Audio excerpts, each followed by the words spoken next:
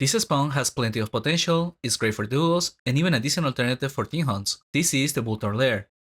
This spawn was introduced on the Winter Update 2023 and is part of the 20 Years a Cook quest. The access is not difficult and it consists of a variety of tasks that should take less than an hour to get to the Bulltaur's part. I have made a video for that entire quest, so check it out if you don't have it. Then to get to the spawn, go to the Plains of Havoc on the way to the shortcut to POI Seals. Go to the southeast corner in the -1 of the graveyard and enter the trash can. The hunt I will cover consists of only -2, although this cave has 2 big floors. I believe -1 is worse, but perhaps more viable for lower level teams, since the lab I will be covering can be hard to deal with. So for starters, stack up on energy protection, including defensive imbuements, and things like void boots, prismatic rings, and lightning pendants are very helpful as well. At least for the EK, the majority of damage taken is energy, followed by physical and death, and since the paladin is needed to tank as well, he should gear up accordingly. As for the mages, they are mostly safe on this hunt if things go well, but still wear up energy protection.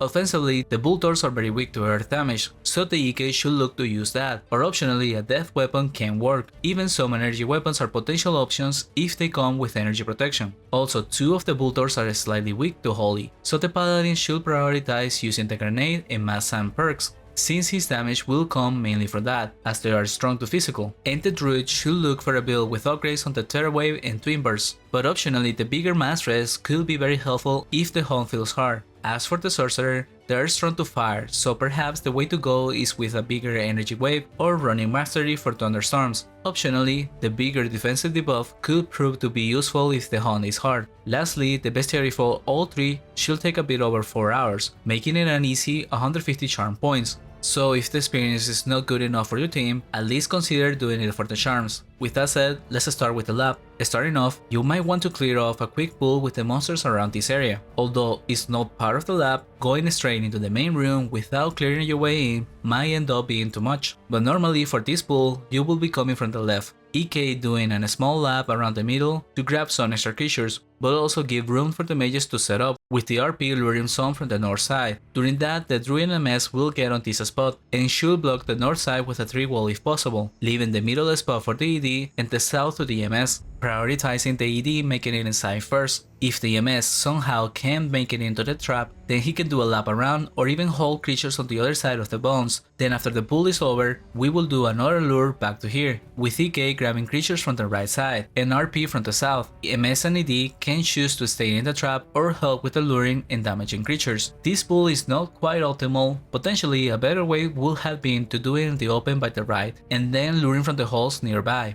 but we didn't try that. Then after the second lure is dead, then go southwest into this room. EK and ED stay together and RP and MS split to lure, with RP bringing the southwest room and MS grabbing some from the west room. Also, if possible, the EK tries to move a bit to the north to grab creatures in the room and then back to the spot. And even though being in the middle of the room will be better, we found it better for us to be closer to the entrance, so that both MS and RP could bring their lure easier. Optionally, something we tried once was me and ED doing this room by ourselves and the MS and RP doing the left room, but this was difficult on the RP at this level range, even with the MS healing him constantly. Next up is a pool we didn't need at first, is something we added after getting charms, so keep in mind you could skip this and go to the next one for teams starting the bestiary. The pool is to the southwest in this room. We will come from the north with everyone grabbing creatures on the way, and someone, ideally the paladin, should come from the left, luring more creatures on the way. There is also a small room south with a few more creatures that can be lured by moving close to it. This pool doesn't have a good trap spot, but it has a lot of space to move around, so everyone can kite around the EK and the RP can tank as well.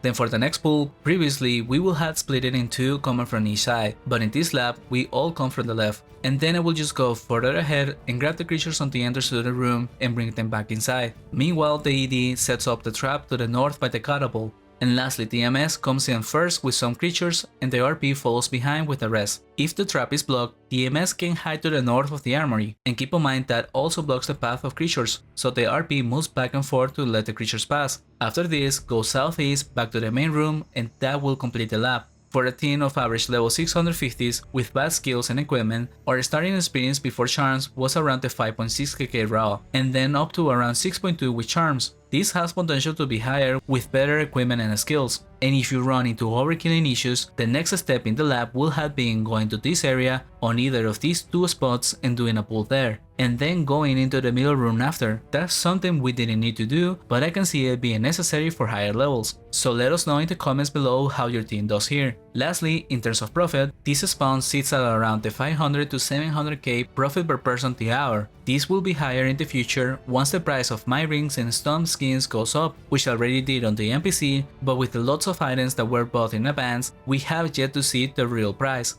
With that said, that's all I got for this video. I have more team hunting guides, so consider checking this playlist and subscribing to the channel if you find the content helpful. Thank you for watching, and a special thanks to the Guild Causality, to Nightstar and Tuna Hero for their support.